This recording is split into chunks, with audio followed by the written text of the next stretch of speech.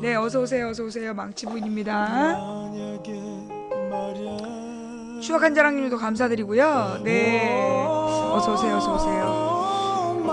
예. GYG님 감사드리고요. 공시여행님, 오사경님 감사합니다. 진짜요? 4160명이 신청을 했고 2346명이 그 입금 확인? 올. 자. 네, 어제 욕을 너무 세게 했나? 행복송이님, 오늘은 일요일님, 장난감 선물님, 행복송이님 감사합니다. 예.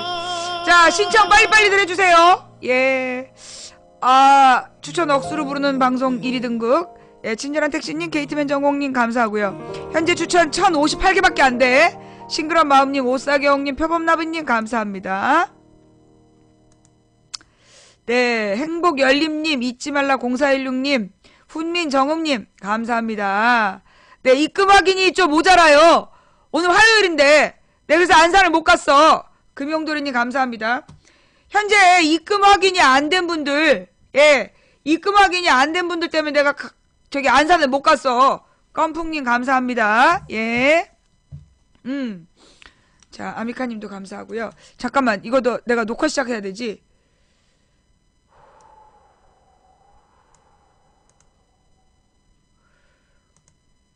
저기를 안 됐다.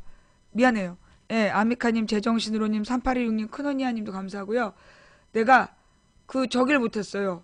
물을 못 떠왔어.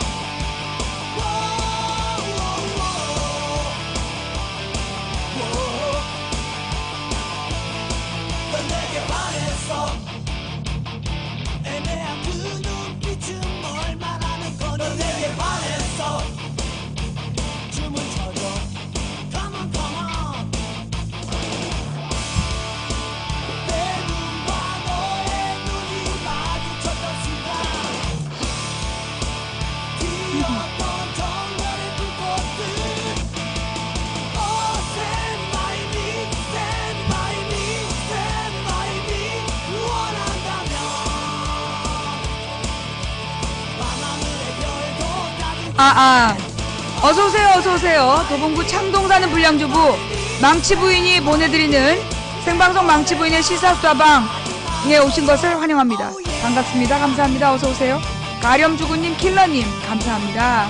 네, 재벌 야옹님, 큰언니아님도 감사드리고요. 예, 제가 인사 다 드렸죠? 예, 반갑습니다. 반갑습니다. 네, 추천해주신 여러분 대단히 감사드립니다. 오늘도 재밌게 보면서 추천 안 한 인간들아, 새 팬티 갈아입고 설사할지어다. 빛나농님, 삼남매 맘님, 추니 미호님, 강타자님, TUX님, 재벌 야옹님, 희망의 깃발님, 빛나농님, K999님, 또 늦둥이 맘님, 유앤미 짱님 감사합니다.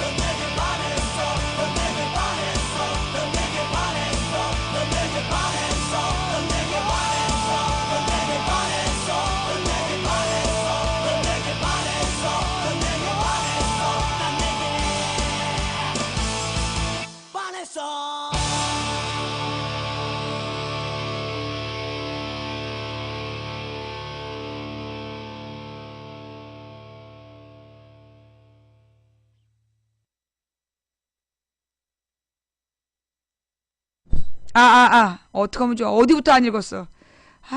네. 예. 유현미 짱님, 아로미아님, 유현미 짱님 팬가입 감사드립니다. 또 내가 국민이다님, 금영도리님, 안나짱님, 빛나농님, 지안발리님, 사브리님, 킬러님, 감사합니다. 예. 내 이름 불러, 가뜩이나 목도 안 좋은데, 마이크 끄고 말할 때, 그때 제일 아까워. 세자녀 아버지님, 팬가입 감사합니다. 즐거움 차짜님, BJ 야옹님도 감사드리고요. 웃음이 한가님도 감사합니다. 어서오세요. 망치부인이에요. 오늘 이게 시작하기 전에 우울한 음악 하나, 그 다음에 신나는 음악 하나, 틀어드렸어요. 예, 아기별님, 감사드리고요. 사실 이번 주에 방송하는 게 진짜 힘이 드네요. 예.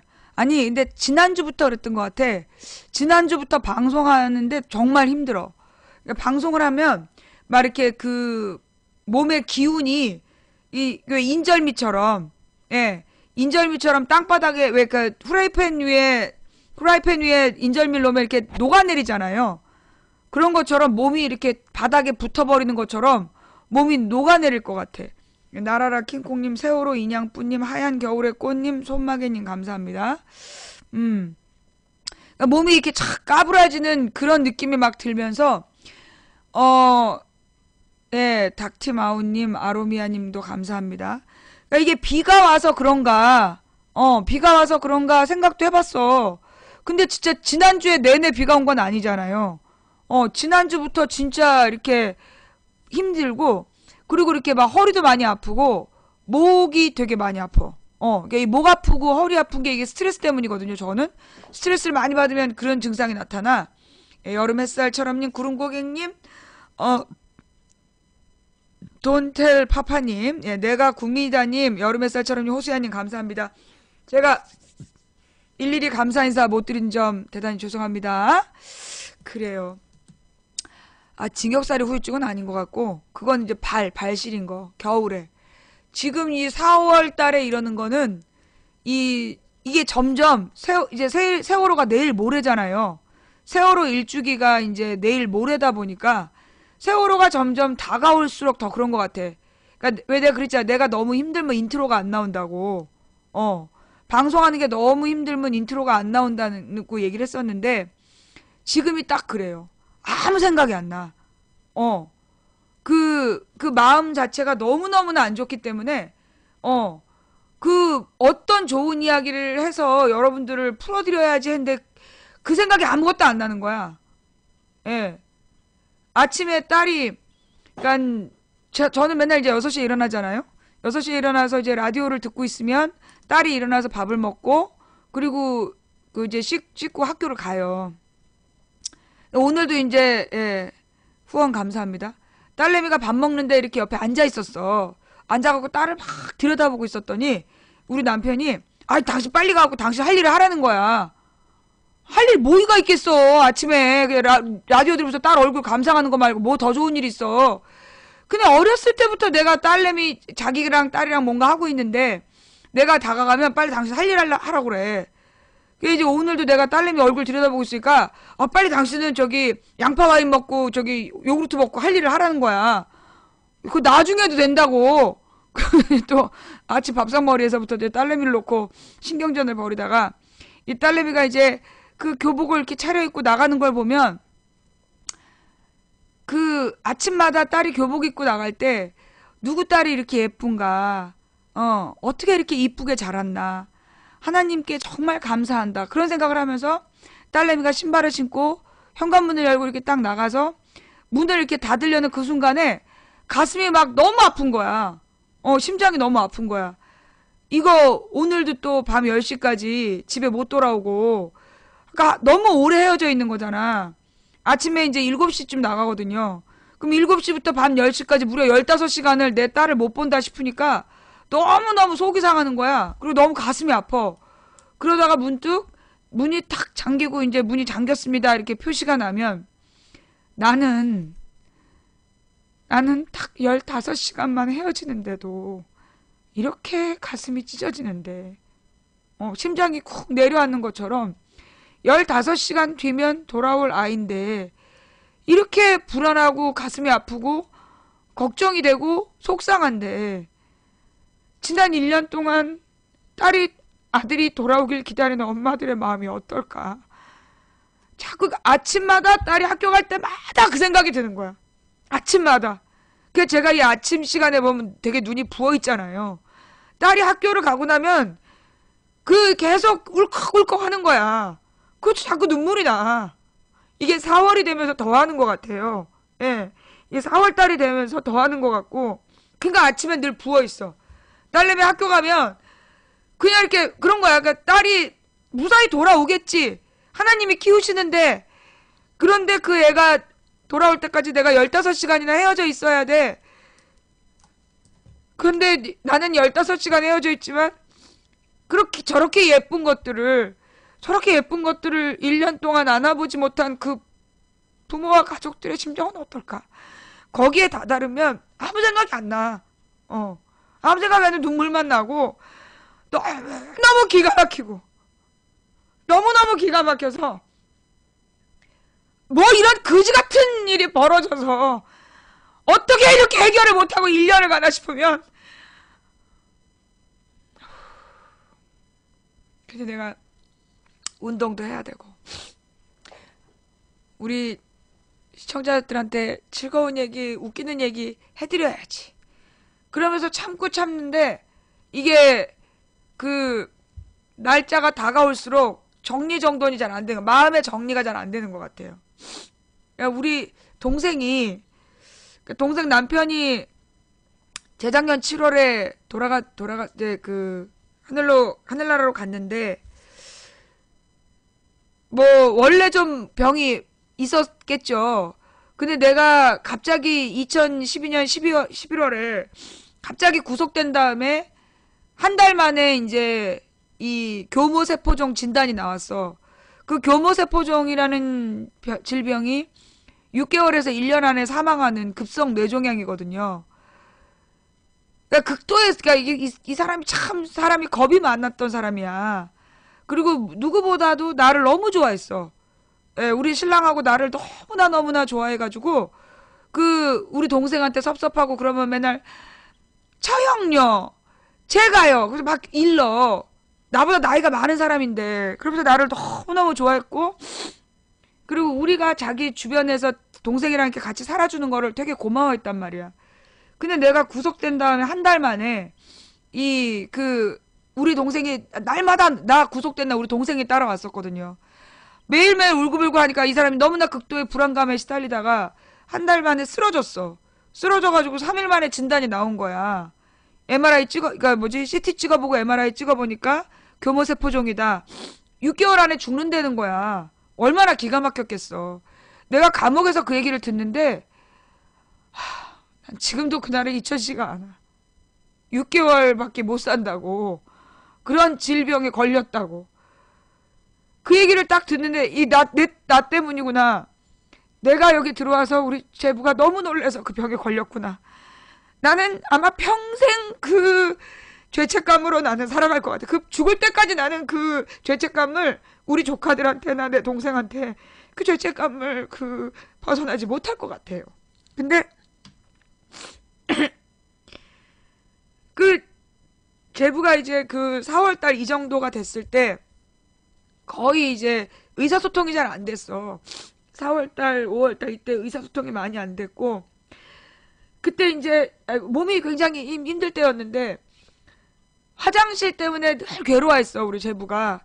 그래가지고 이제 화장실을 화장실을 이렇게 침대에서 대소변을 보는 걸 너무너무나 자존심 상해하고 어린 동생한테 그걸 부탁하는 걸 너무 싫어했어. 내가 혹시 여러분 그때 보셨는지 모르겠지만 의료기 상가에 가서 그 변기를 사왔어. 뭐라 그러나 병원에서 쓰는 좌변기처럼 의자 뚜껑을 열면 변기가 달려있는 그거를 이제 사가지고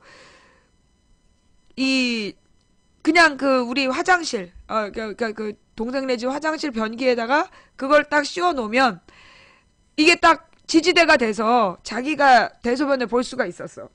그래서 마지막에 그 한 2주 정도를, 그거 얼마 못 썼어요. 한 2주인가? 한 달인가 밖에 못 썼는데, 대소변 보는 게 동생한테, 그니까, 그때 의식이 있을 때였지. 동생 앞에서 대변 보는 게 너무나 부끄러워갖고, 동생한테 그 침대에서 대변 보는 게 너무 부끄러워서 변을 안 보는 거야. 그래서 극심한 변비에 시달리고 그랬었어요. 그랬는데, 내가 이제 그걸 사다 드리니까, 그다음부터 한 달 정도를 마음 편하게 그 용변을 보다가 병원으로 실려가기 바로 그 전날이었던 것 같아. 병원으로 실려가는 날이었나? 갑자기 그러니까 그러고 나서 정신이 혼미해졌어. 정신이 혼미해졌는데 어느 날 내가 성경을 옆에서 읽어주고 있는데 얘기 좀 하자고 그러는 거야. 그래서 무슨 얘기지? 그러고 무슨 얘기요? 그랬더니 자기는 내가 이제 그 성경을 읽어주면서 우리는 모두 죽는다. 죽음을 두려워하지 말자 이런 얘기를 하고 있었거든. 얘기 좀 하재. 그래서 무슨 얘기요? 그랬더니 자기는 죽는 게 하나도 겁나지 않는다고. 죽는 게 전혀 두렵지가 않고 살아있는 사람이 걱정이다. 그러니까 뭐 동생하고 어린 아이들이 걱정이라고. 그러더니 저 형만 믿어요. 저 형하고 동서 믿고 가요. 그 얘기를 하더라고. 그리고 나서 그날 병원으로 내가 그때까지 멀쩡히 대화를 했으니까 근데 그날인가 그 다음 날인가 병원으로 실려갔어요. 병원으로 실려가서 그리고 돌아오지 못하고 이제 하늘나라로 갔죠. 근데 이제 그 봄이 되면 우리 동생이 그 제부를 돌봤던 기억이 나면서 굉장히 많이 힘들어해.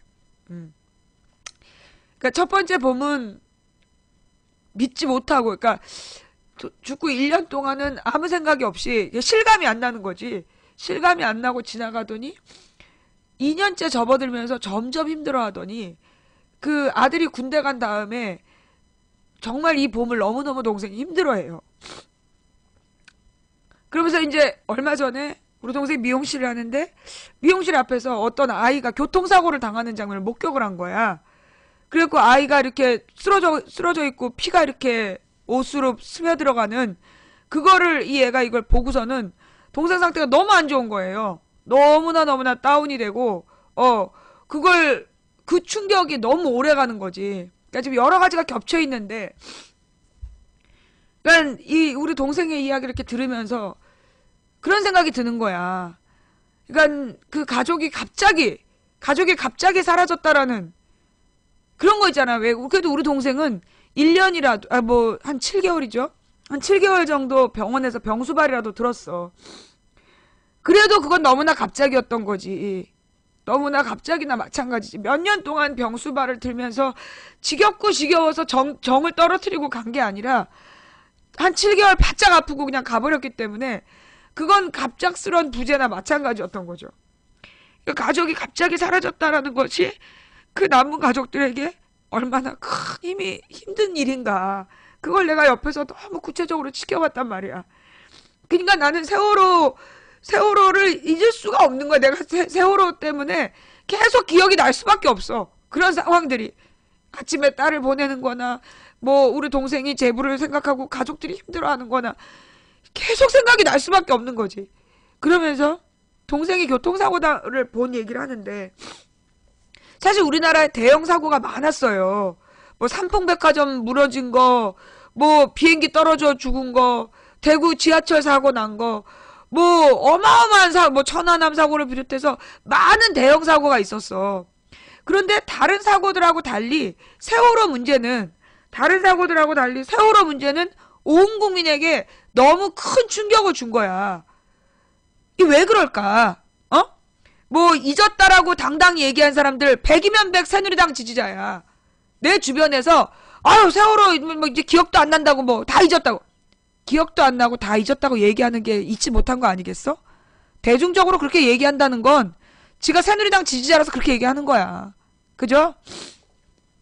그러면 왜 일반적인 국민들은 차마 그걸 입 밖에 못 낼지라도 모든 국민이 왜 세월호를 기억할 수밖에 없느냐. 그게 중요한 거예요. 예, 맞아요. 그 아이들이 이 바닷속에 잠겨가는 과정을 온 국민이 같이 지켜봤잖아. 온 국민이 그 장면을 지켜봤기 때문에 그 당시에 우리는 모두 그 배가 구조될 것이다. 그 안에 있는 사람들이 전부 다 구조될 것이라고 생각했어. 생각해봐. 그날 아침 내가 10시 반에 배가 지금 가라앉고 있대요. 배가 기울고 있대요. 그래서 내가 방송을 나도 켰단 말이야. 그때 배가 기울어가는 모습을 우리가 봤어요. 그리고 11시에 완전히 배가 뒤집어진 장면까지 우리가 온 국민이 다 같이 봤단 말이야. 그게 이해가 안 되는 거야. 그게 용납이 안 되는 거야. 그 순간에 아이들이 죽어가고 있었다는 거 아니야. 그 순간에 애들이 죽어가는 순간을 우리가 봤기 때문에 그걸 온 국민이 무방비 상태로 다 같이 본 거야, 다. 그것이 지금까지도 용납되지 않는 충격인 거죠. 우리 10시 반에 다 보고 있었잖아. 그날 텔레비전 안 본 사람이 어디 있었어. 국민 중에 절반 이상이 텔레비전을 켜고 실시간으로 10시 반에 그걸 보고 있었다고. 모든 텔레비전, 주변에 텔레비전이 얼마나 많아. 상가나 건물이나 그 바깥에 있는 광고판이나 전부 다 그 순간에 그 장면을 보여주고 있었어. 10시 반에. 온 국민이 봤단 말이야. 그 시간에 애들이 죽고 있었다고. 그러니까 구조됐다는 얘기를 들을 때 다행이다, 다행이다, 정말 다행이다, 당연히 구조하지, 그렇게 생각했던 거야. 그런데 그게 거짓말이라고 그랬을 때 우리 충격이 어땠겠냐고. 우리 국민들이 느낀 이 고통이 얼마나 컸겠냐고. 뭐 세월호 이제 지겨워?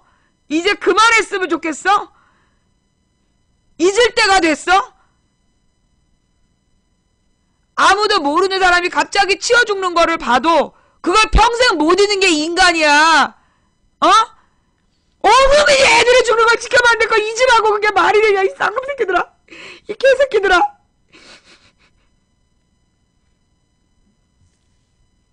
자기네들은 다 잊었다고. 야, 다 잊었으면 말이 안 나오는 거야, 이 씹태기들아. 잊긴 뭘 잊어.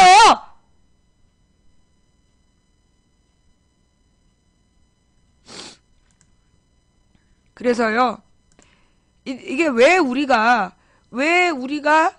세월호 문제를 잊지 못하느냐 하면 그 순간 우리가 다 지켜봤기 때문이야. 온 국민이 그 배가 뒤집어지고 거기 수학여행단이 수백 명이 탔고 그걸 다 본 거야. 우리나라 사람들이 굉장히 심각하게 생각하는 게 있어요. 굉장히 이렇게 정치적으로 뭐라 그러나 온 국민이 이제 충격을 받는, 그러니까 이슈가 되는 내지는 통하는 이야기들이 뭐냐면 아동 학대, 애들이 학대당하는 장면, 그 다음에 먹거리, 먹을 거 갖고 장난친 거, 그 다음에 연예인 군대 안 간 거. 이거는 국민들이 용서를 못해. 이 세 가지는.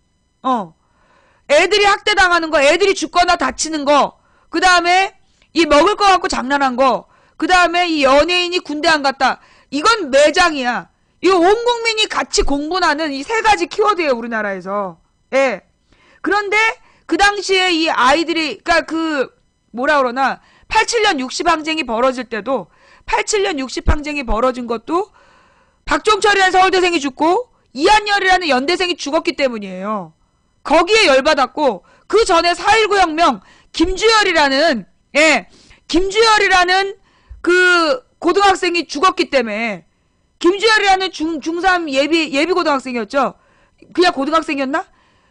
그 김주열이라는 아이가 죽었기 때문에 4.19가 일어났고 87년 60항쟁은 그 박종철, 이한열이 죽었기 때문에 일어난 거예요. 5.18 광주가 왜 일어난지 알아요? 5.18 광주?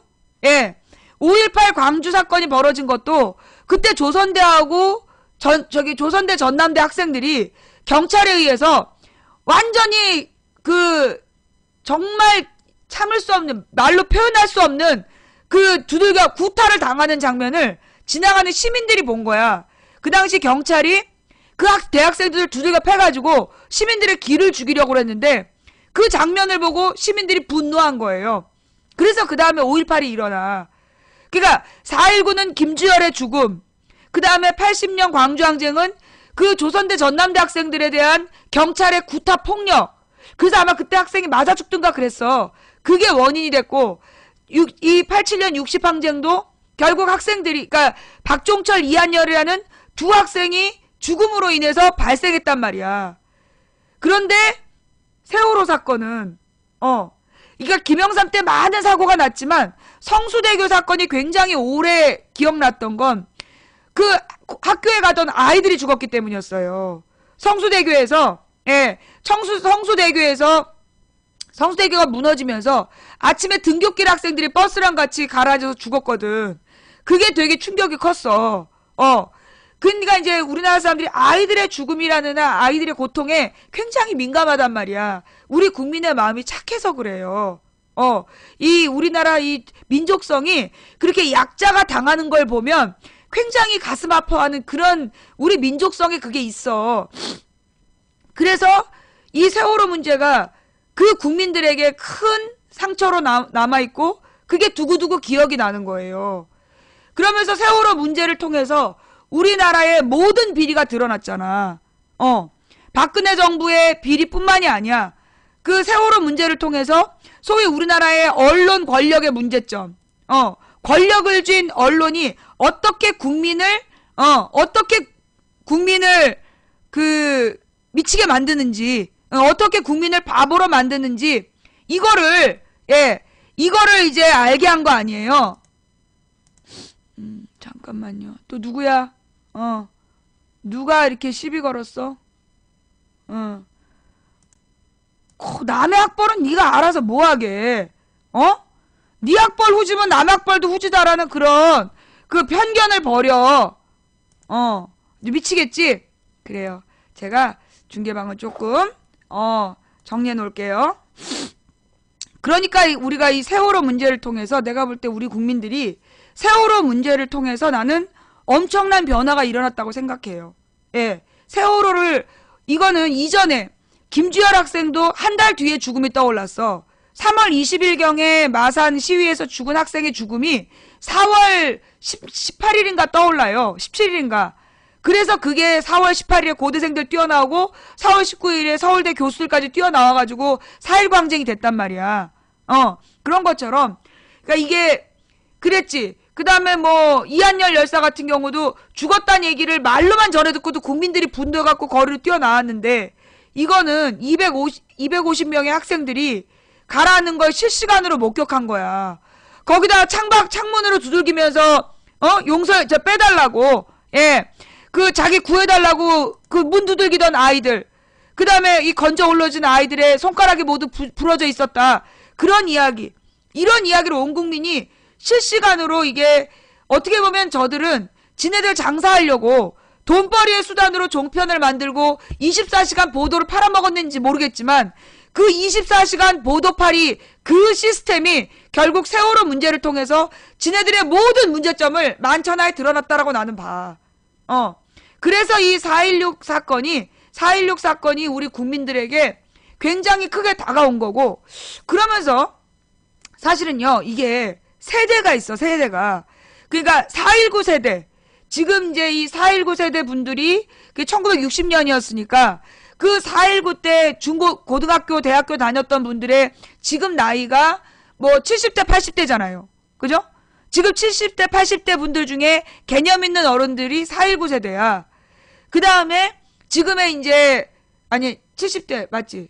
그니까 10년, 60년, 그니까 40년, 50대니까 60대, 70대네. 60, 70대. 60대 후반에서 60대 뭐 후반에서 70대까지가 소위 4.19 세대예요. 그 다음에 그 87년 60항쟁 당시에 20, 30대. 그들이 이 소위 민주화 운동 세력이잖아. 그 사람들이 지금 40, 50대.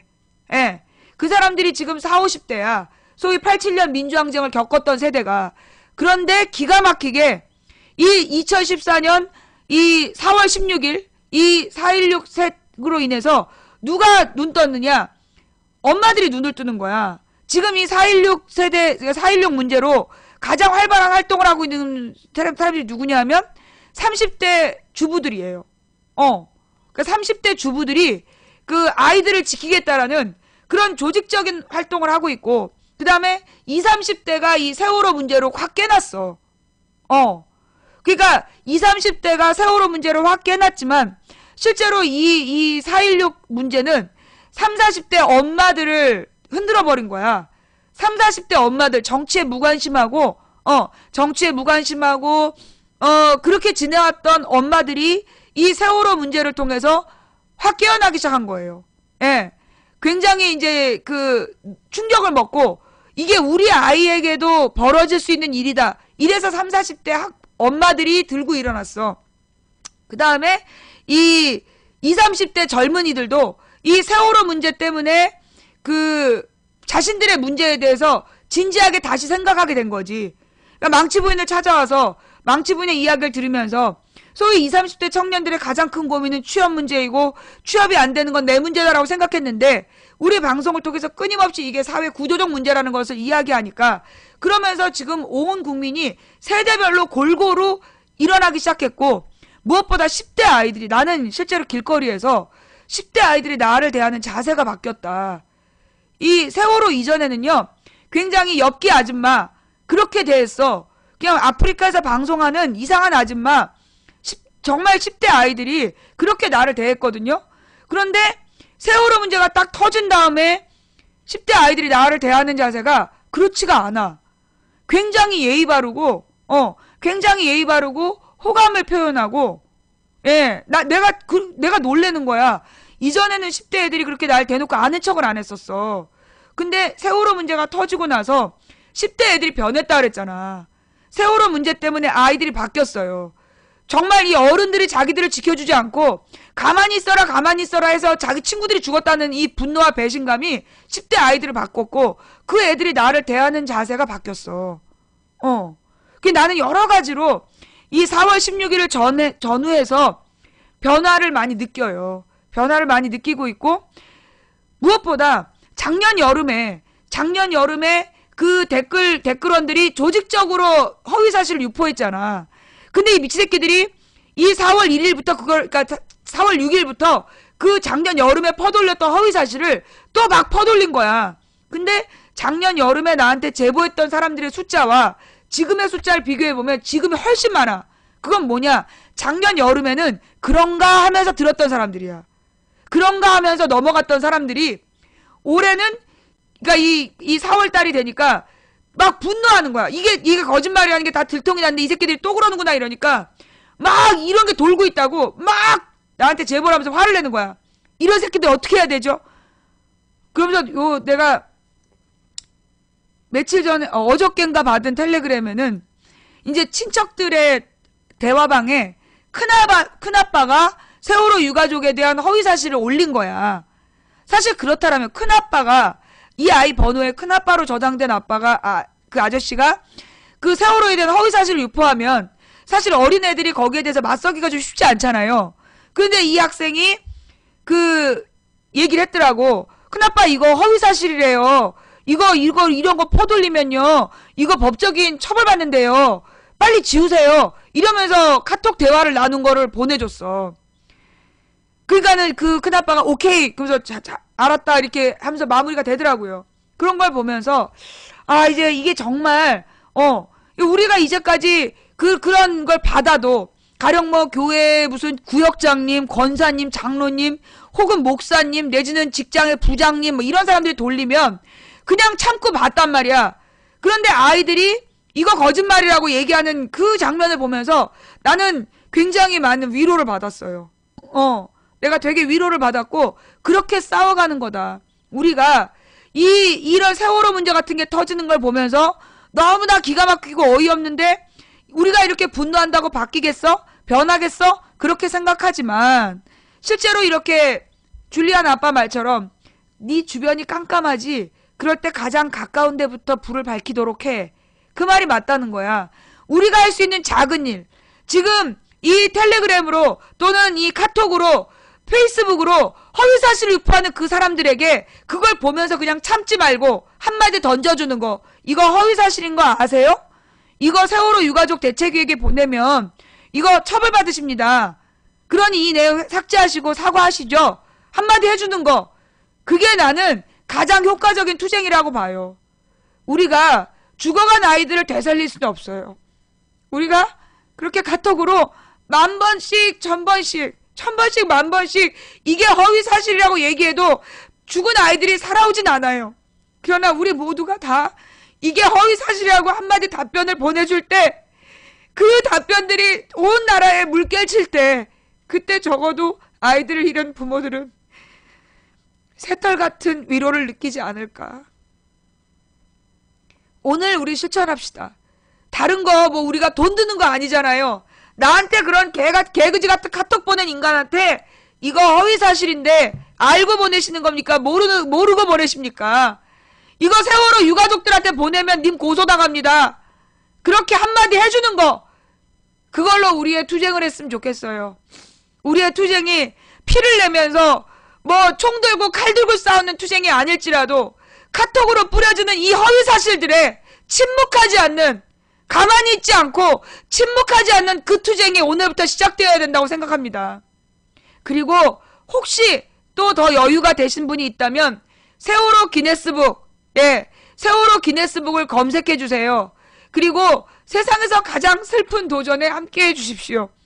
오늘 내일 모레 우리 이제 세월호에 대해서 일주기 됐으니까 땡! 끝나는 게 아니라 4월 17일에 새로 시작하는 세월호의 진상이 규명될 때까지 우리의 투쟁은 끝나지 않는다는 걸 보여주는 그 첫 자리가, 저는 이 4,160개의 촛불을 밝히는 세월호 기네스북이라고 생각해요.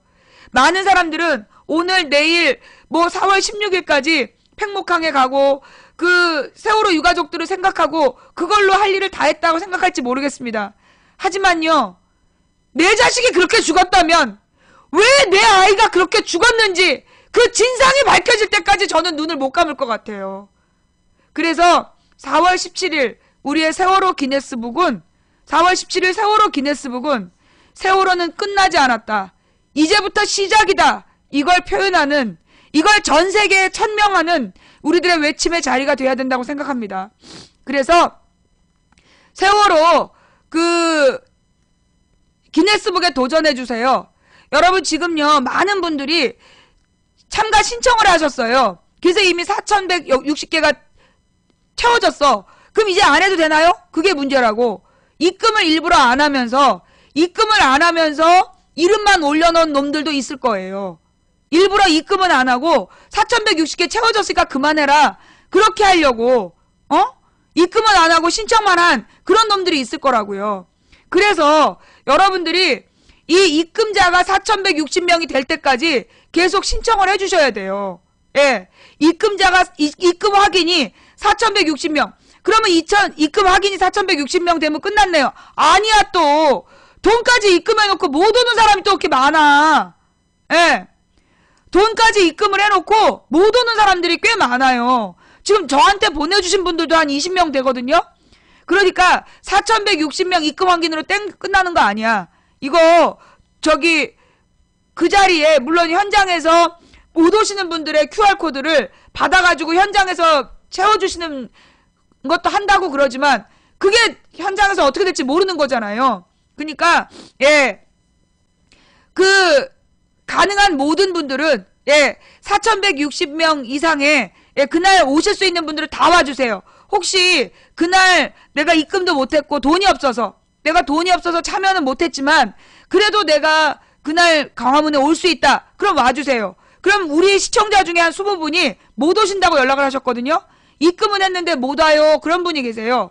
그러니까 돈 정말 내가 솔직히 어떤 사진을 받았냐 하면 그 QR코드 받은 걸 보내달라니까 그거를 어떻게 보내시는지 모르는 분이 나한테 입금 확인증을 보여준 거야. 그 함세웅 선생님 그 민주행동에 10,000원 입금했다는 입금 영수증을 보여주셨는데 내가 너무 가슴이 아팠던 건 잔액이 77,000원인 거야. 10,000원을 입금하고 잔액이 77,000원이 남은 통장에서 10,000원을 입금하셨더라고요. 그걸 보는데 가슴이 너무너무 울컥했어. 그 돈이면 자기가 가진 돈에서 이게 8분의 1 아니야. 9분의 1 정도 되는 돈을, 그 돈을 기꺼이 이렇게 그 입금하신 그 마음이 너무나 귀하고 너무 감사해서 이게 세월호 마음이구나. 이게 세월호를 겪은 우리 국민의 마음이구나. 내가 가진 돈의 10분의 1이 아깝지 않게 흔쾌히 내어질 수 있는 그런 마음이구나 라는 생각이 들어서 제가 참 울컥했어요. 그래서 그렇게 돈이 없어서 정말 내가 생활수급자라서 나는 돈 10,000원을 입금을 못했다. 그런 분도 계셨어요. 그런 분들 광화문에 그냥 오세요. 오시면 그 입력은 해놓고 입금도 다 해놓고 그날 당일 못 오시는 분들이 몇십 명 있을 겁니다. 그런 분들 뒷자리를 채워주세요.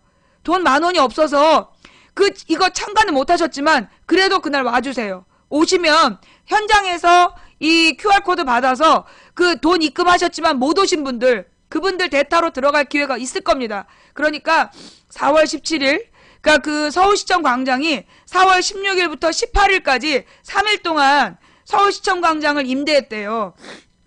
그러니까 시청에서, 그러니까 그 세월호 특별 추모 기간으로 4월 16일, 17일, 18일 서울시청 광장이 세월호 특집 추모 기간으로 이제 임대가 되어 있는 거예요.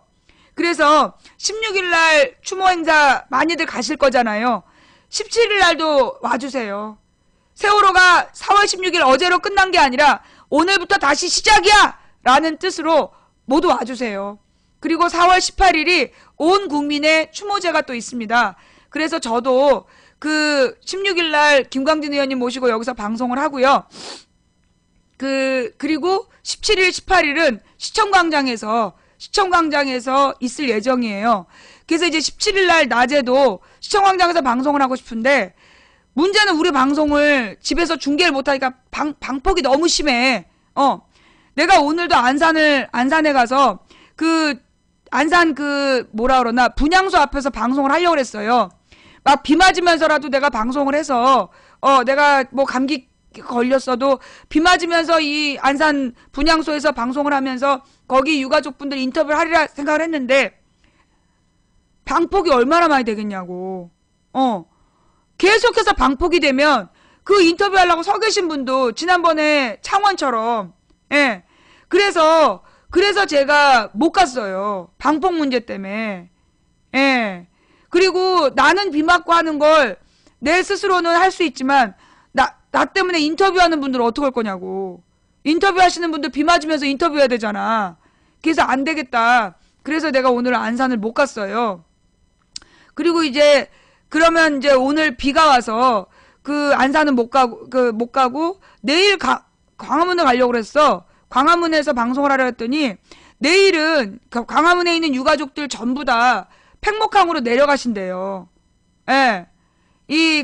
내일 팽목항으로 전부 다 내려가신대. 예. 그래서 제가 그러니까 오늘은 안산, 내일은 광화문에서 방송하려던 계획이 무산이 됐어. 그래서 팽목항으로 가셨는데 나 혼자 광화문 가서 뭐 하겠어. 그래서 못 가고, 그래서 17일, 18일, 원래 망치 부인은 뒷북 망치 부인이잖아. 남들이 다 팽목항 있을 때 안 가고, 팽목항에 아무도 없을 때 가는 것처럼, 16일까지는 팽목항과 광화문에 사람들이 많을 거라고 보고 17일 날 나는 오늘부터 새로 시작할 거야. 그런 마음으로 가려고요. 그래서 17일, 18일 서울시청광장에서 여러분을 기다리겠습니다. 예. 자, 지금 세월호. 네. 세월호 기네스북 현재 신청자, 그리고 신청자와 입금 확인자 인원수 어떻게 됩니까? 아까 4,160명에서 몇 명 정도 늘어났나요? 이 세월호 기네스북 지금 현재 몇 명 정도 입금되고 신청됐는지. 네. 시청광장하고 광화문은 달라요. 가깝긴 가까워. 그러니까 광화문 대로가 쫙 연결이 되는데 여기가 이제 경복궁이야. 경복궁이 이렇게 있으면 경복궁 앞에 길이 쫙 대로가 있어요. 그래서 경복궁 앞에 있는 대로 여기가 광화문 광장이야. 그래서 여기에 뭐 세종대왕상도 있고, 세종대왕상, 이순신 동상 이렇게 있으면서 광화문 광장이 이렇게 있어요. 광화문 광장에서 조금만 더 가면 그 이 옆쪽에 이제 청계천 광장이 나와요. 청계광장이 나오고 청계광장을 지나서 또 옆으로 좀 더 가면 그러니까 여기가 광화문 광장, 그 다음에 이 큰 길을 건너서 청계광장, 청계광장에서 옆으로 가면 여기가 시청광장, 이게 대로로 다 연결이 돼요. 그래서 옛날에 무슨 그 노무현 대통령 탄핵 때는 광화문에서 시청광장까지 꽉 찼다는 거 아니야, 사람들이. 그리고 광우병 촛불 집회할 때 그때도 광화문에서 시청광장까지 100만 명이 꽉 차서 거길 가득 메웠었던 거거든요. 예. 2394명 입금 완료. 예, 4216분이 신청. 오늘 계속 그거 확인하셔가지고요. 숫자 바뀔 때마다 올려주세요. 예, 바뀔 때마다 좀 올려주세요.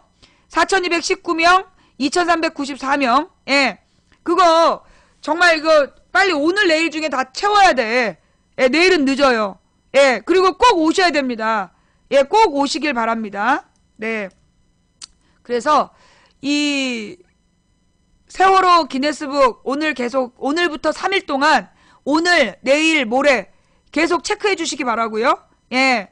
그리고 우리 망치부인 방송 제가 그날 현장에서 세월 저기 4160개 촛불을 밝힌 뒤에 우리 방 시청자분들만 따로 그 시청 광장 뒤풀이를 할 생각이에요.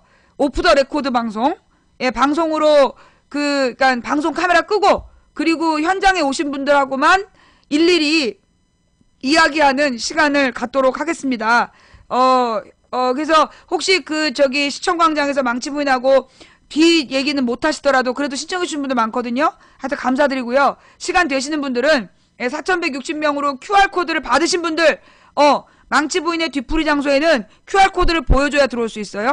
예, 자신이 QR코드를 딱 소지하신 분들만 우리 입구에서 우리 그 매니저님들이나 현장의 시청자들이 QR코드를 딱 확인하고 들여보내줄 겁니다. 네. 그러니까 알아서 신청하시고 그날 현장에 오셔서 4160개 촛불에 참여하시고 망치부인과 늦게까지 뒤풀이를 할 수 있도록 하겠습니다. 예. 자, 그 다음 예. 자, 그 발로차님 지금 님의 이어폰 줄이 못된 채팅을 하고 있어요. 아니면 주머니 주름이거나 예, 나쁜 채팅하고 있는 이어폰 줄을 혼내주세요. 예, 자, 그 다음에 우리 508 고지님, 태기마미님 감사합니다. 일단 오늘 좀 충격적인 뉴스 하나 나왔죠. 이게 충격적인 거 맞지? 뭐냐 하면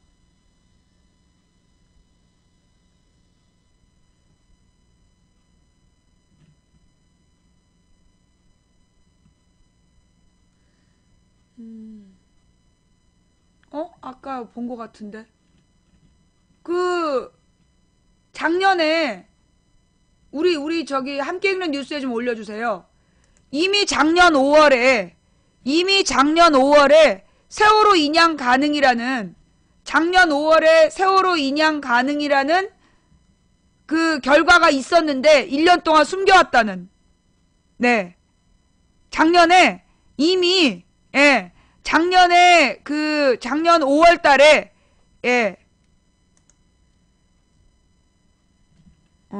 작년 5월 달에 이미 확인해 놓고 잠깐만요. 1년간 은폐했다. 이 자료실에 있었나?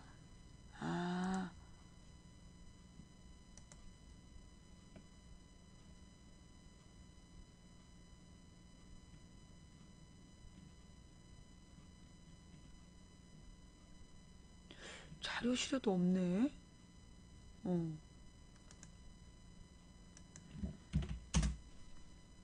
참새장님이 올린 건 내가 본 것 같은데. 예.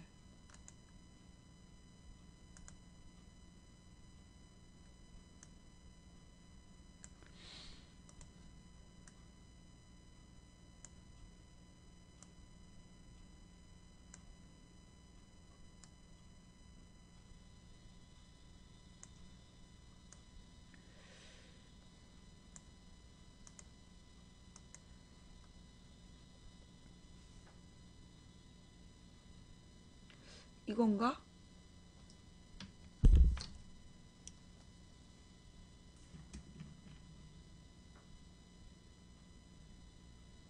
왜 소리가 안 나지?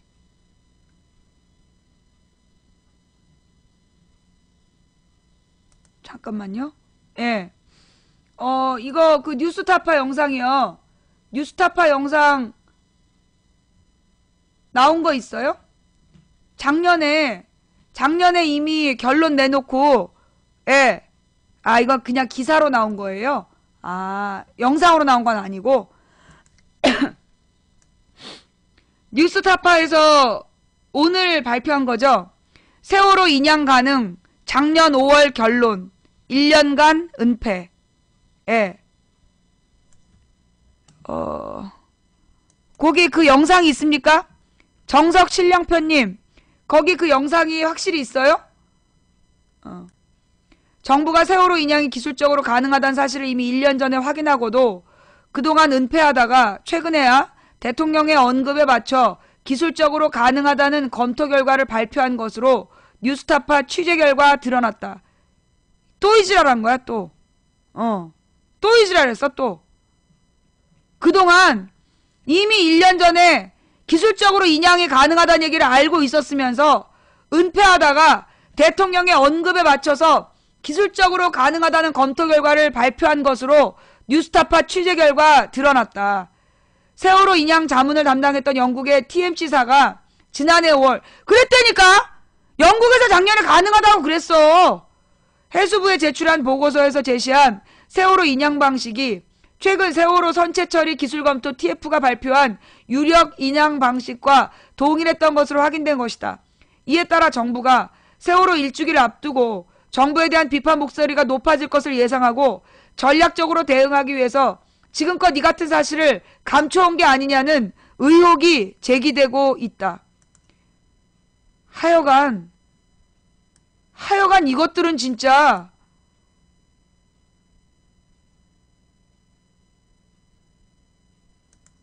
해수부 산하 세월호 선체 처리 기술검토 TF는 지난 4월 10일 정부 세종청사에서 세월호 인양 기술검토 중간 결과를 발표했다. 박근혜 대통령이 수석 비서관 회의에서 인양이 기술적으로 가능하다는 결론이 나오면 세월호 인양을 적극 검토하겠다고 말한 지 꼭 나흘 만이었다. 앞서 지난해 11월 11일 세월호 수색 중단 직후부터 꾸려진 TF는 세월호 실종자 가족들과 유가족들의 지속적인 인양 요구에도 불구하고 기술검토 결과 발표를 차일피일 미뤄왔다. 당초 3월 말 예정됐던 발표를 4월 말로 연기했다가 대통령의 인양 관련 언급이 나오자 즉각 발표에 나선 것이다. 이날 TF는 세월호 인양이 기술적으로 가능한 것으로 결론을 내렸다. 가장 위험도가 낮다고 평가된 유력한 인양 방식도 소개했다. 좌측으로 90도 넘어져 있는 세월호의 현재 상태를 유지한 채 우측 선체 93개 지점을 크레인으로 연결해 해저문으로부터 3m 정도 들어올린 뒤 2.5km 떨어진 동고차도 남단의 수심 30m 해역으로 옮겨 대기 중인 플로팅 도크에 실어 인양한다는 것이다.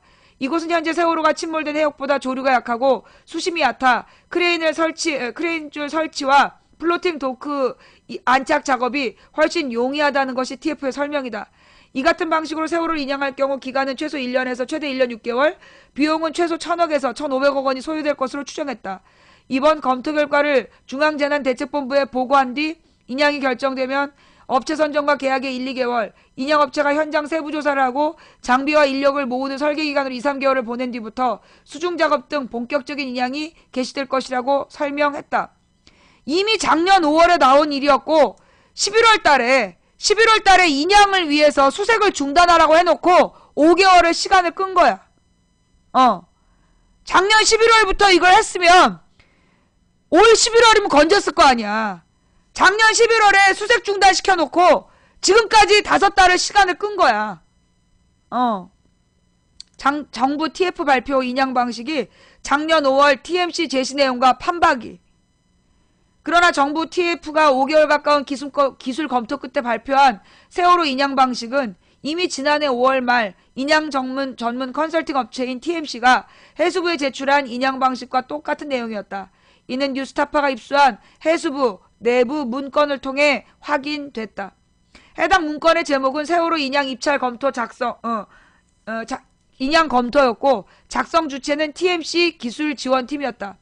문건에 따르면 TMC는 지난해 5월 5일 해수부와 세월호 인양 자문협정서를 체결함과 동시에 SMIT, 그 다음에 SVI, TZER, 그 다음에 MAMM, OET, TITAN, CSR, 뭐 기타 등등 이게 전부 다 외국 업체, 그 밖에 살코, 코리아 살베지, 언딘 등 8개 인양 전문 업체에 세월호 인양 입찰 참여를 위해 기술 제안서를 제출할 것을 요청하는 공문을 발송했다. 이 가운데 당시 입찰 포기를 선언한 언딘을 제외한 7개 업체에서 5월 17일까지 기술 제안서를 접수받았다. TMC는 이들 7개 업체의 기술 제안서에 담긴 인양 방안을 면밀히 검토한 결과를 5월 23일 보고서와 프레젠테이션 파일 형식으로 해수부에 제출했다. 여기에 7개 업체가 제시한 인양 방식이 세월호의 상태와 해역 조건 등을 감안할 때 모두 부적격이라는 검토 결과가 담겨 있었다. 보고서는 이어 검토 결과 성공 확률이 높고 안전하게 인양할 수 있는 대안 방식이 존재한다며 이를 구체적으로 설명하고 있다. 세월호를 현재 누운 상태에서 크레인으로 5 내지 10m를 들어올려 조류와 수심의 제한을 덜 받는 장소로 옮긴 뒤 잠수 바지에 안착시켜 인양한다는 것이다. 옮겨질 장소는 수심 27에서 30m인 동거차도 남단 해역이 적합하다며 지도까지 첨부했다. 이 같은 내용은 최근 정부 TF가 발표한 인양 방식과 판박이처럼 똑같다. 보고서에는 이 같은 방식의 인양이 진행될 경우 입찰 절차에 대해서도 상세히 설명되어 있다. 다수 후보군 가운데 2곳을 우선 협상 대상으로 선정하고 세부 평가를 거쳐 한 곳을 최종 낙찰하며 이 과정에서 2주에서 1개월가량이 소요될 것으로 추정했다. 이어 낙찰업체와 협상을 통해 최종 계약까지 마치는데 다시 2주에서 1개월이 걸릴 것으로 예측했다. 이후 낙찰업체는 현장에 대한 세부조사, 장비 및 인력 확보, 이동 등으로 2달 이상 필요, 실질적 인양 작업은 그 이후부터 가능할 것으로 내다봤다. 이 내용 역시 정부 TF가 밝힌 인양업체 선정 및 작업 착수까지의 소요기간과 거의 일치했다. 이에 따라 정부가 이미 지난해 5월 말 세월호를 인양할 수 있는 기술적 방식을 내부적으로 확정한 상태에서 이를 감춰왔던 것이 아니냐는 의혹을 피하기 어렵게 됐다. 실제로 해수부는 지난해 6월 국회 세월호 국정조사 특위로부터 세월호 인양 제안서 일체를 제출하는 요구를 받고도 7개 업체의 제안서에 대한 TMC의 기술 검토 결과만 요약해서 제출했을 뿐 정작 TMC가 제안한 대안 방식은 보고하지 않았다. TMC 보고서 유가족에게 설명해야 한다. 정부는 감추기 극급. 특히 TMC 보고서에는 세월호 인양 문제를 놓고 정부가 유가족을 어떻게 대하는지에 대한 충고도 담겨있다. 보고서는 인양 절차의 전 과정에 대해서 있어서 우선순위는 유가족이며 따라서 정부는 이들이 원하는 바를 파악하기 위해 긴밀한 유대관계를 유지한다고 지적했다. 또한 유가족은 세월호 인양을 강력히 요구할 것이며 이 경우 정부는 이와 같은 인양 방식을 준비해왔다고 설명해주는 것이 바람직하다고 제시했다. 그러나 정부는 지금까지 정반대 행보를 보였다. 지난해 11월 11일 세월호 수중수색 종료 직후 정부는 실종자 가족들이 기술검토 TF에 참여할 수 있도록 하겠다고 약속했다. 그러나 지난해 12월 3일 TF의 첫 회의 직후 정부는 유가족들에게 논의 과정에서 빠져줄 것을 요구했다. 유가족들이 회의에 들어오면 전문가들이 제대로 의견을 제시할 수 없고 설령 회의가 진행된다 해도 전문 용어들이 많아 유가족들이 알아듣기 힘들 것이란 이유를 들었다. 이후 TF는 12월 8일과 26일 2차례 회의 결과를 유가족에게 브리핑한 뒤 이후 추가로 열린 10여 차례 회의는 아예 일정조차 알려주지 않았던 것으로 전해졌다. 영국 업체조차 유가족들에게 인양 관련 정보를 제대로 전달하는 것이 바람직하다고 충고했는데 우리 정부는 정보를 감추기에만 급급했던 셈이다. 이처럼 정부가 거의 1년 전에 세월호 인양이 기술적으로 가능함을 인지하고도 최근까지 이 사실을 감추며 인양 결정을 미뤄온 사실이 확인됨에 따라 유가족들은 거세게 반발하고 있다. 당초 오늘 14일 오후 해수부가 유가족을 대상으로 세월호 인양 기술검토 결과 설명회를 제안했으나 가족들은 거부한 것으로 전해졌다. 4.16 가족협의회 관계자는 정부가 가족들을 1년 가까이 속여왔다며 즉각 인양에 나선다는 결정이 아니라면 인양에 관한 어떤 논의도 거부할 방침이라고 밝혔다. 4월 15일 저녁 방송? 내일 저녁에?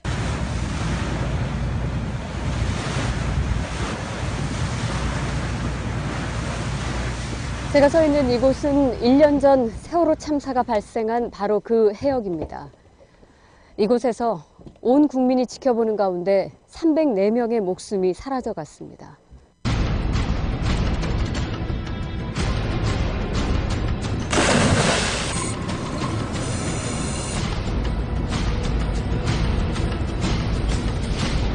지금 몇 시간째 뭐 하는 거예요? 데려가 놓고. 내가 잠수를 할 수 있다.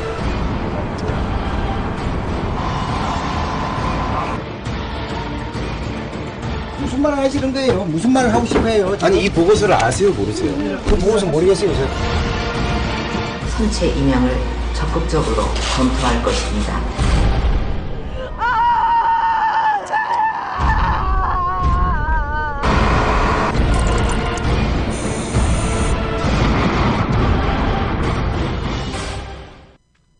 내일 저녁에 그 뉴스타파에서 내일 저녁 뉴스타파에서 특집 다큐를 공개한답니다.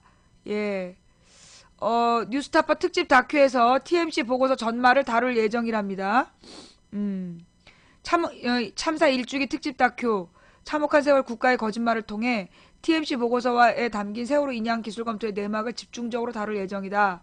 이번 다큐에서는 이 밖에도 세월호 실종자 수색 과정이 부실하게 짝이 없었다는 사실을 최초로 공개되는 선체 내부 수색 영상을 통해 폭로하고 어떡하니. 세월호 특별조사위원회를 무력화시키고 있는 주체가 누구인지에 대해서도 심층 보도할 예정이다. 지난해 세월호 100일 특집 다큐 세월호 골든타임 국가는 없었다에서 진행과 나레이션을 맡았던 박혜진 아나운서가 이번 세월호 일주기 다큐에서도 같은 역할로 시청자들을 만날 예정이다. 뉴스타파 제작진 여러분들 대단히 감사드립니다. 예. 아유. 꼭 문제를 모르는 것들이 노답 그러고 자빠졌어. 네가 문제를 모르는 것이지 답이 없는 게 아니야. 남들 다 아는 답을 너 혼자 모르고 앉아있으면 부끄러운 줄이나 알아야지. 아유 이렇게 그냥 눈치 없이 노답 그러고 앉아있어. 아유 너네 엄마가 너 낳고 먹은 미역국 토하고 있겠다 이 새끼야. 가서 안방이나 닦고. 예. 자, 이 내용 그 다음에 오늘 우리가 이렇게 좀 같이 제가 이제 오늘 안산 분향소에 가서 직접 이야기를 듣는 것도 중요하지만 오늘은 이렇게 영상으로 오늘 내일은 여러 가지 영상 뉴스들로 그 세월호 문제를 여러분들께 다시 한번 보여드리는 게 좋을 것 같다는 생각이 들었습니다. 또 이런 영상이 정부가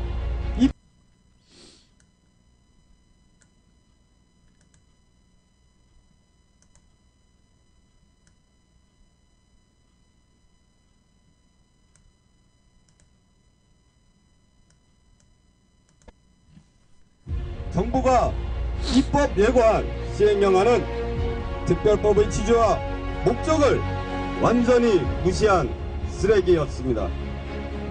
진상규명을 하기는커녕 오히려 방해하기 위한 시행령안이었습니다. 우리 피해자와 가족들은 이 시행령안을 폐기시키지 않으면 진상규명은 영영 끝나버릴 것이라고 확신했습니다. 세월호 선체 인양 역시 이 시행령안을 폐기시키지 않으면 불가능할 것이라고 확신했습니다. 그래서 다시 힘찬 모습을 시작했습니다.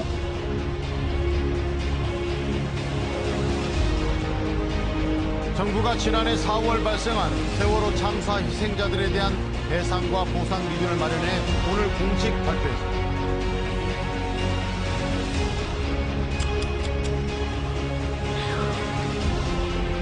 하고 난 누가 그러더군요. 삭발이 무슨 뜻인지 아십니까? 삭발이 무슨 뜻인지 알고 하십니까? 뭡니까? 삭발은 죽을 수도 있다는 이야기입니다. 삭발의 의미는 내 목숨을 언제든 내놓을 수 있다고 하는 의미로 하는 겁니다. 그럴 각오가 되어 있으니까 웃었습니다. 죽을 각오요. 이미 죽었습니다. 이미 죽었는데 뭘 또 죽습니까? 저희는 그냥 가만 놔둬도 아파 죽겠는데 이 정부라는 게 저희 보러 또 죽으라네요. 저희 목숨 달려면 드리겠습니다. 그러지만 우리 애기들 왜 죽었는지는 알고 가야 되기 때문에 그것만 알려주신다면 저희 목숨 드릴 테니까 제발 좀 알려주세요. 저희들도 사람답게 살고 싶습니다. 자유로 다시 돌아가고 싶습니다. 내 가족들을 다시 만나고 싶습니다. 내가 남편 눈을 봤을 때 서로 덜 아프게, 서로 덜 안쓰럽게 보듬어줄 수 있도록, 그리고 우리 아이한테 덜 미안하고 덜 부끄러워졌어. 힘이 없어서 너무 미안하다 얘들아.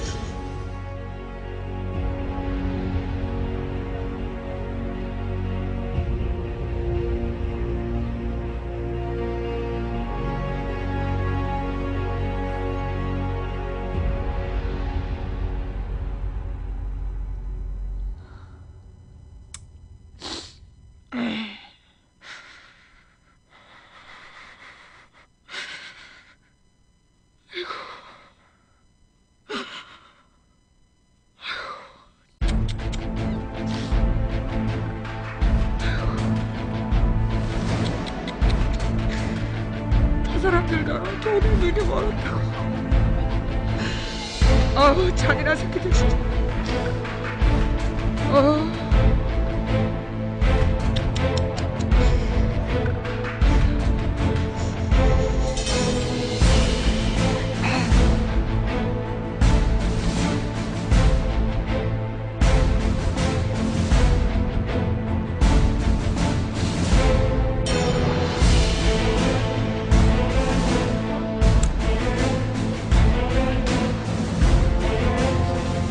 왜 그렇게 죽어가야만 했는지. 할 수 있었는데, 분명할 수 있었는데, 왜 그렇게 가야만 했는지, 이것이 밝혀내겠다는 그 일념 하나로, 그 약속 지키기 위해서, 대통령도 약속이 어기고, 모든 정치인들 다 약속 어기지만, 그러나 우리 엄마 아빠들은 가족들은 그 약속 어길 수 없어서 그렇게 지켜내겠다고 이렇게 목소리가 듣고 있습니다.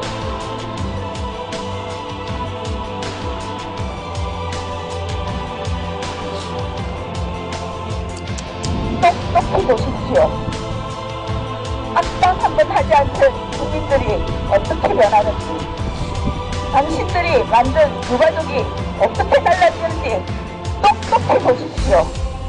수학여행을 놀러 갔다고 하시는 분들, 인양을 돈 많이 든다고 못한다고 하시는 분들, 자식 죽음으로 돈 받는다고 대박이라고 하시는 분들, 똑똑히 보십시오.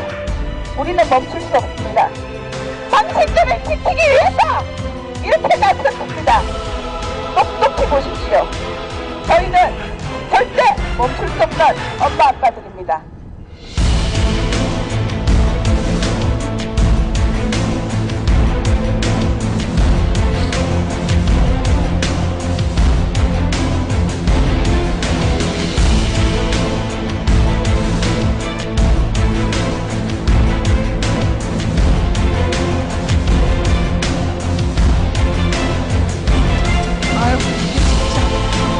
아우, 진짜 말이 되냐 이게.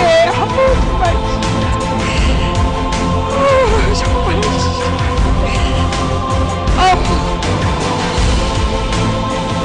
자식이 죽은 것도 서러워 죽겠는데 진짜.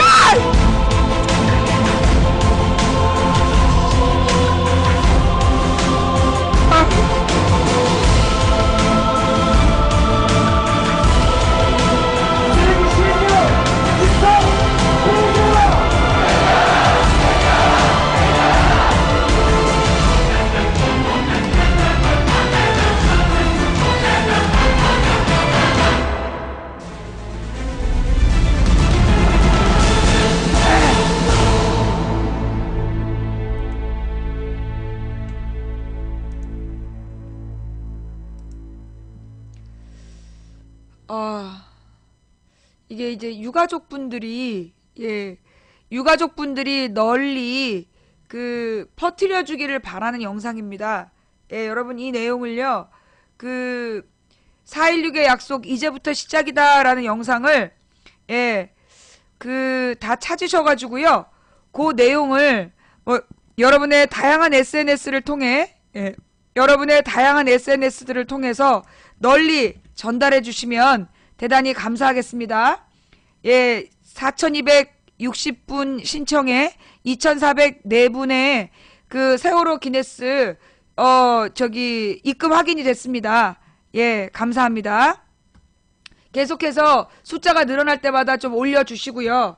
여러분 이거 아까도 말씀드렸지만 반드시 현장에 오실 분들만 참여하셔야 됩니다. 꼭 부탁드릴게요.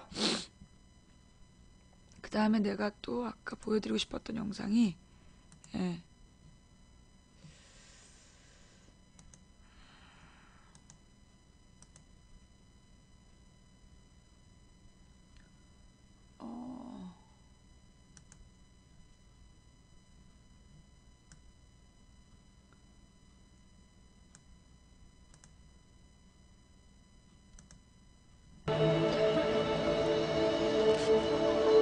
미디어 몽고 영상입니다. 미디어 몽고를 후원해주신 여러분께 감사드립니다.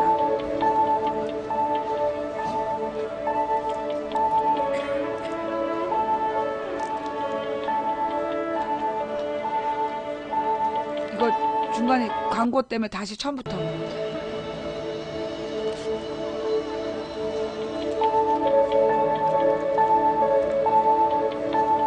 안산 지역 고등학생들의 행진.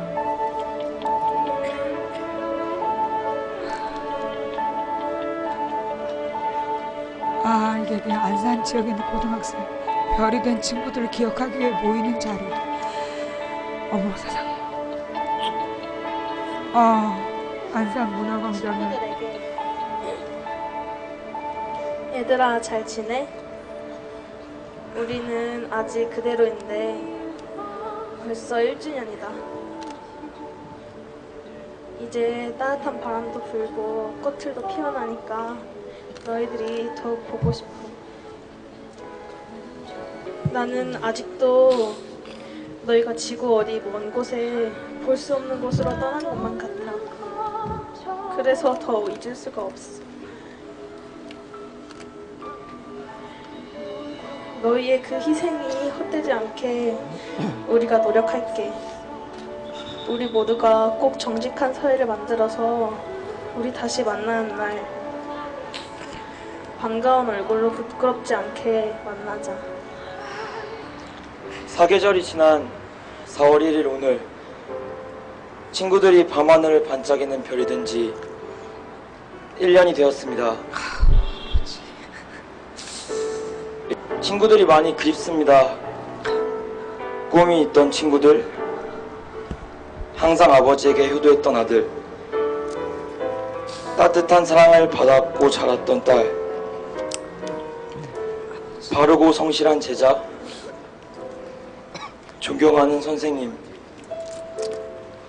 모두 우리를 지켜보는 별이 되었습니다. 미안해집니다. 바쁘다는 핑계로 자주 연락하지 못했던 친구들의 안부를 이렇게 듣는다는 게 아직도 너무 부끄럽고 미안합니다. 아직도 친구들의 사진을 보면 마음이 너무 아프고 눈물이 납니다. 너무 보고 싶어 연락을 해보아도 돌아오지 않습니다. 아직 시작해보지도 못한 꿈을 가진 채로 먼저 떠나간 우리 친구들이 너무 안타깝습니다. 아버지와 단 둘이 사는 친구는 매일 아버지에게 부담을 주지 않으려 괜찮다, 괜찮다는 말만 반복하는 너무나도 착하고 성실한 친구였습니다. 둘째 딸로 태어나 부모님의 사랑을 듬뿍 받고 18년을 살아온 친구도 있습니다. 성실하게 학업에 임하고 항상 웃으며 사교성도 좋은 제자들이 있습니다.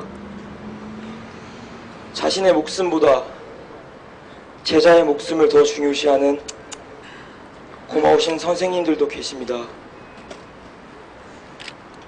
어른들은 말합니다. 어른들이 하는 말만 들어라. 사고 직후 어른들의 말보다 자신의 판단을 앞세운 친구들이 먼저 구조되어 우리 곁으로 돌아왔습니다. 그러나 방송을 듣고 다시 자신의 방으로 들어간 내 친구들은 끝끝내 돌아오지 못했습니다. 우리는 이제 누구를 믿어야 하나요? 어른들이 밉습니다. 잘못된 판단과 늦은 행동으로 누구보다 소중한 그들을 구해내지 못한 것이 너무나 안타깝습니다.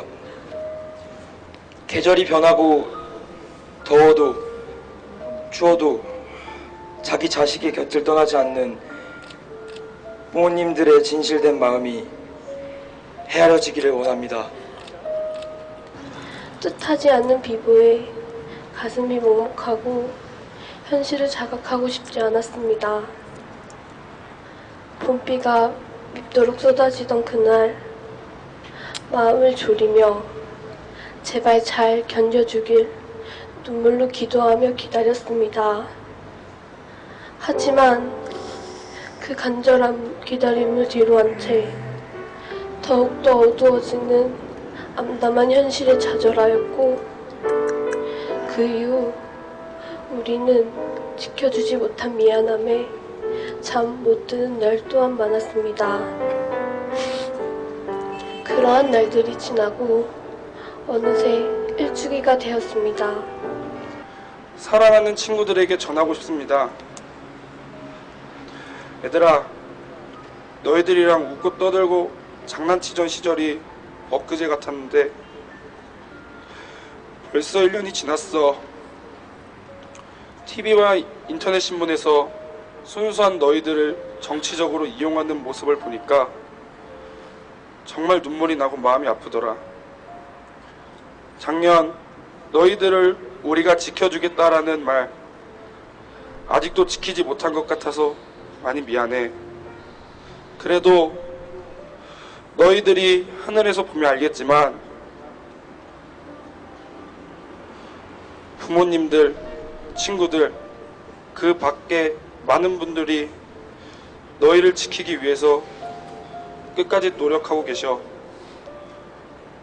오랜 시간이 걸릴 것이고 많은 난관들이 있겠지만 너희를 지켜주겠다는 그 약속 절대 놓지 않을게.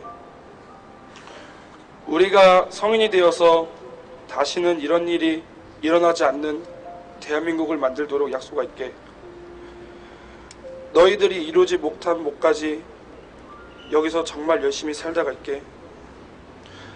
그곳에서는 편안하고 이곳보다는 더 행복하길 기도할게. 지켜봐줘. 사랑해 얘들아.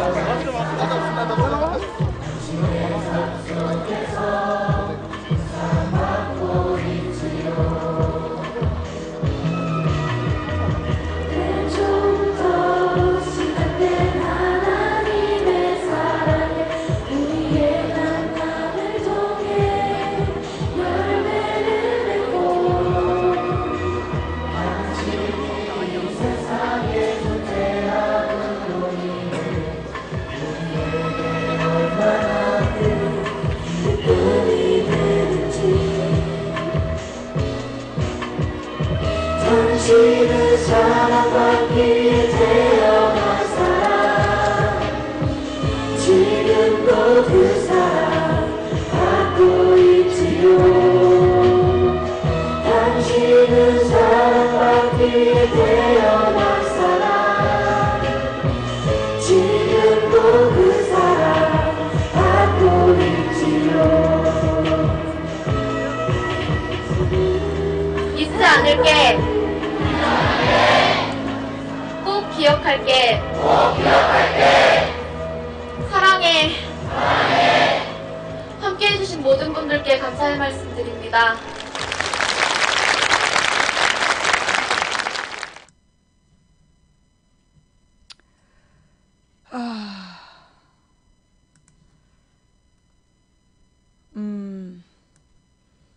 그리고 또 이제 이런 기사가 있네요.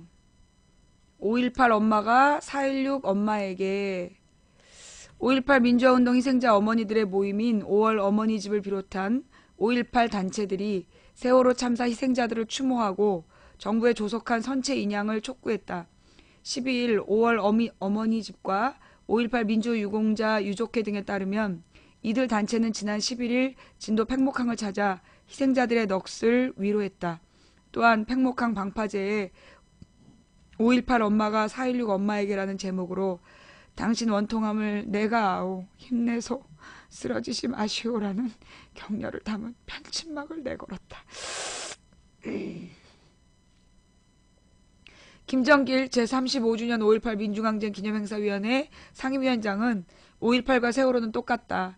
5.18은 공수부대에 학살된 것이고 세월호는 무능한 관료와 청와대에 학살된 것이라며 세월호의 진실을 제대로 인양하기 위해 5.18도 세월호와 함께 가겠다고 말했다.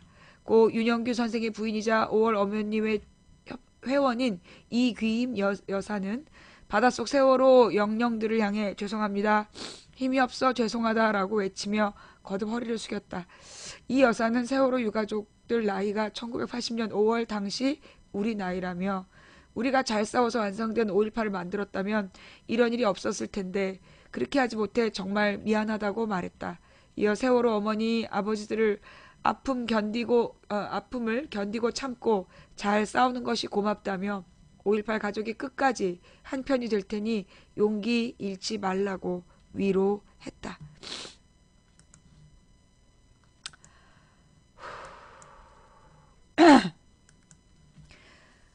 이렇게 해서 오늘 그 첫 부분, 오늘 첫 부분 이 세월호를 기억하는 현재 우리들의 모습에 대해서 한번 돌아봤고요. 그리고 지금 이제 인터뷰를 하나 하려고 합니다. 네. 지금 이제 많은 종교 단체들이 이 세월호 유가족들의 문제를 가슴 아파하다가 다 흐지부지 되는 분위기였잖아요. 그런데 계속해서 세월호 문제에 대해서 신경 쓰고 싸워가야 된다라고 얘기하시는 목사님들이 계시다고 들었습니다. 그래서 그분들께 한번 전화를 해서요. 상황을 좀 여쭤보려고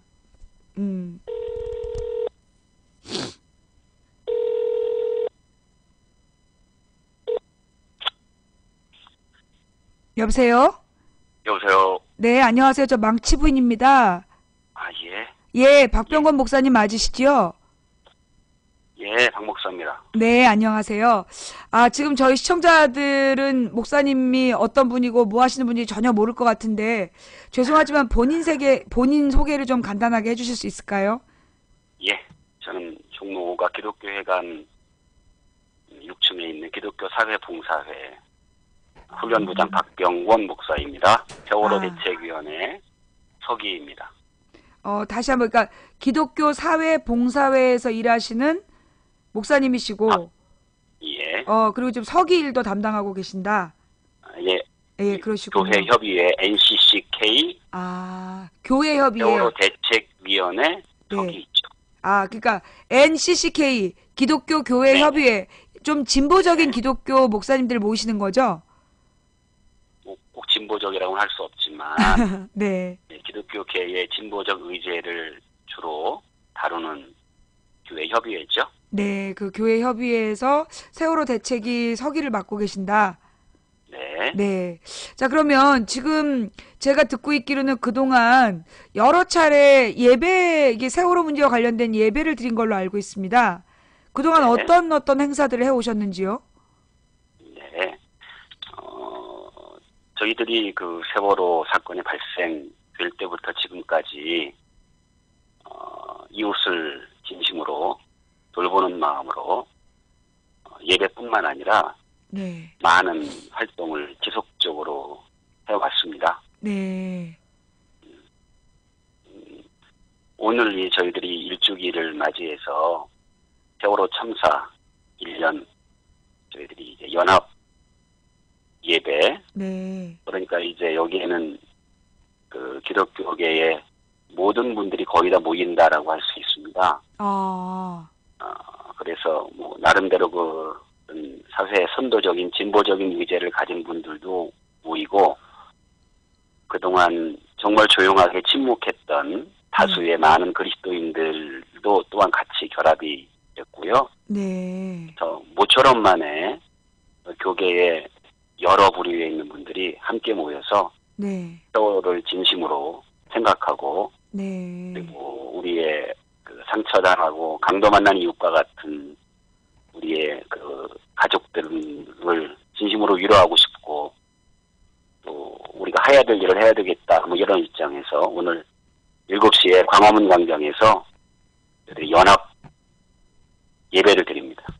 연합 예배를 오늘 저녁 7시에. 네. 이게 그러면 NCCK 주최 예배입니까? 그렇지 않습니다. 그러면 주체가 어떻게 되시는 거죠? 기독교 원탁회의라고. 기독교 원탁회의. 그 예, 기독교 이름을 원탁회의에 소속되신 정했죠. 분들은 어떤 분들일까요? NCCK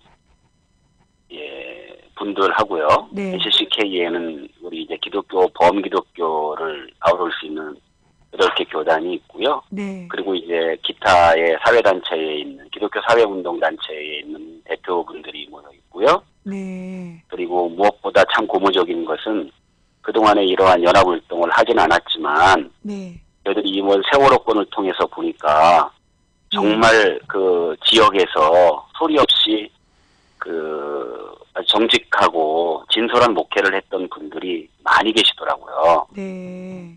그런 분들이 이제 복음주의 운동권 이렇게 주로 우리가 얘기를 했는데, 네. 그분들이 이번에 같이 원탁회의를 통해서 마음들을 확인하고, 네. 예배를 통해서 마음들을 이제 우리 전국 교계에, 네. 그리고 기독교인들, 기독인 모두에게 이 마음을 나누고자 하는 그 의지가 많이 통했습니다. 네. 그래서 오늘 기독교 원탁회의 주제로 해서 그 연합 예배를 7시부터 드리기 시작하셔서, 네. 그 예배가 끝난 다음에는 또 뭔가를 또 준비하셨다면서요? 예, 저희들이 지금 이제 내부적으로 뭐 정직하게 말씀드리면, 예. 행동의 어떤 방향이나 내용은 다 합의는 안 됐어요. 네.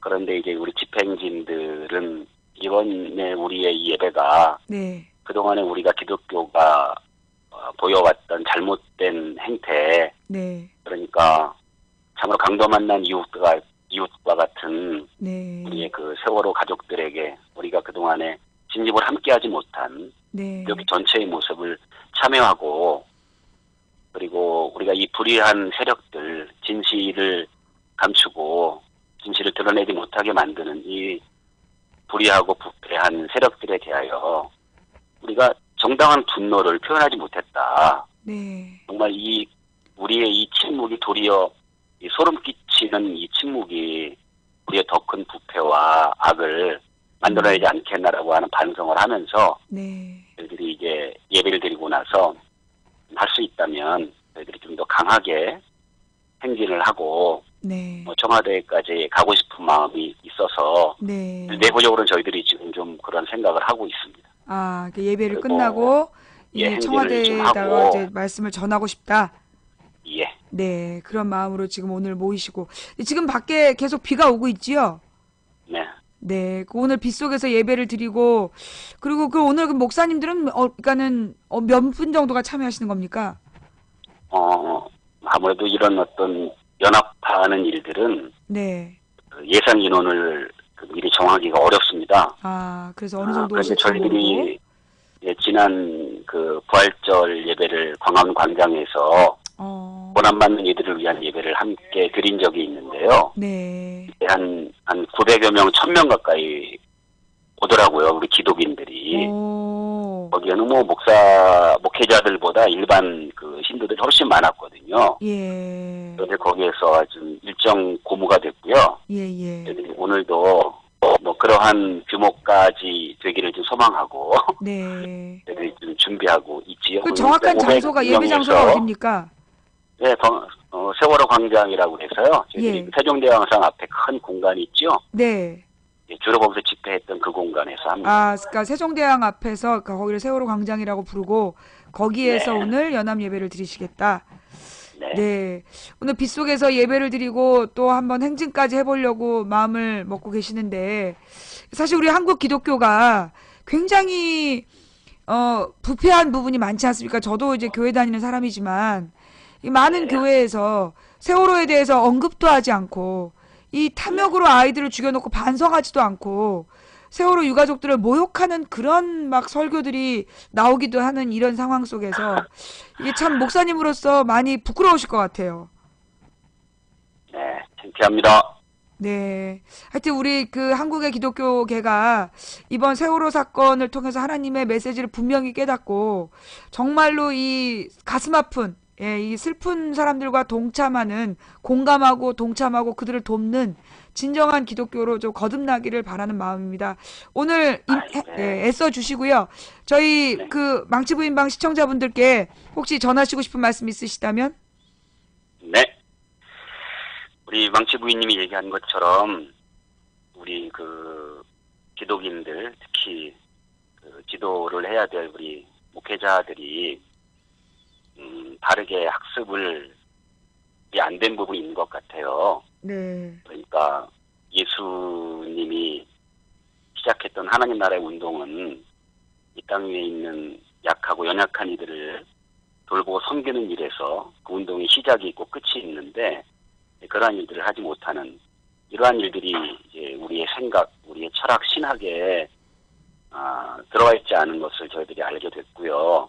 네. 저희들이 이번에 그래서 앞으로도 저희들이 지난 1년 동안 부처에서 쉼 없이 그리고 또 소리 없이 이들을 위한 일들을 해왔지만 이후로도 이 그 가족분들이나 또한 진실이 밝혀져서 더 이상 이 생명이 이렇게 아무런 대책 없이 사그러져가는 일들이 없도록 네. 준비하는 일도 해야 될 거라고 생각하고요. 네. 저희 기독인들이 오늘 이제 기독인이라고 모이지 않습니까? 네.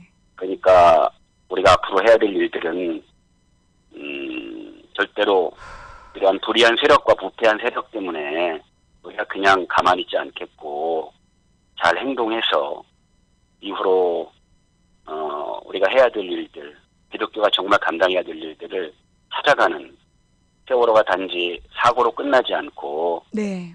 우리 기독교가 또 우리 예수 그리스도를 따르는 모든 이들에게 네. 역사의 전개가 될 수 있는 사건으로 네. 자리 잡을 수 있도록 저희들이 한 발짝 한 발짝 최선을 다해서 네. 가고 있고요. 네. 뭐 왕치부인도 아시겠지만 제가 조금 이제 한마디 더 덧붙이자면 절대 하나님 나라 운동은 절대 크고 규모 있고 빛나는 데서 절대로 완성되지 않잖아요. 네. 지극히 작은 곳에서 생명을 끌어안고 애쓰는 그러한 이들에 의해서 절대로 하나님 나라 운동은 꺾이지 않고 간다고 생각합니다. 네. 그렇게 우리 모든 기독인들이 낮고 연약한 자리에서나마 그리고 또한 끝까지 잊지 않고 네. 우리의 할 일을 해야 되겠다. 네. 그런 말씀을 드려봅니다. 네, 알겠습니다. 오늘 목사님 힘내시고요. 오늘 연합 예배에 많은 기독인들이 세월호의 아픔을 기억하고 이 땅에 다시는 이와 같은 불행이 일어나지 않도록 마음을 모으는 자리가 되기 바랍니다. 감사합니다. 오늘 인터뷰 응해주셔서 감사합니다. 고맙습니다. 네, 들어가세요. 수고하세요. 예. 자, 지금까지 그 NCCK 소속 그 박병권 목사님이라는 분을 모시고 오늘 저녁에 있을 연합 예배에 대한 안내 말씀 드렸고요. 어저께는 천주교에서 미사를 드렸다고요. 어저께는 세월호를 위해서 천주교에서 미사를 드렸고 오늘은 이제 이 개신교 기독인들이 좀 모이는 날인 것 같고 그러면 이제 또 다른 불교계나 이쪽에서도 또 하겠죠. 예. 이 전 국민들이 이 세월호를 기억하고 다시 한번 기억하는 그런 날이 되고 있는 것 같습니다. 저도 교회 다니는 사람인데요. 요즘에 이 한국의 기독교를 보면 참 고민이 많아요. 이 사람들이 도대체 예수님을 믿는다는 말의 의미를 아나? 그런 생각이 많이 들더라고요. 그 예수 천국 불신지옥 이런 얘기 하잖아요. 그래서 예수 믿으세요. 그런 얘기를 한단 말이에요. 나는 그렇게 말하는 사람들한테 묻고 싶어.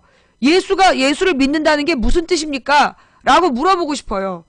예수를 믿는다는 게 무슨 뜻인지 아십니까? 라고 묻고 싶다고. 정말로 예수를 믿는다는 얘기는 뭐냐? 여러분, 예수님은요, 그 당시에 사회개혁가셨어요. 예수님이 오셨을 때, 그 당시에 이 기득권을 가진 유대교에 의해서 처형당한 분이야. 혁명가였어, 혁명가. 혁명적으로 이 유대교에서 가져왔던 그 전통을 온몸으로 부딪혀 맞서서 깨내갔던 그런 분이시고요. 예수님께서 생전에 하신 말씀이 뭐냐? 과부와 가난한 자를 돌보지 않는 자는 나를 섬기는 게 아니다. 나를 믿는 게 아니다. 나를 섬기듯이 과부와 가난한 자를 돌봐라. 그런 얘기를 하셨어요. 그리고 이 예수를 믿는다라는 게 뭐냐? 우리는 모두 죄인이다. 어떤 죄를 지었냐?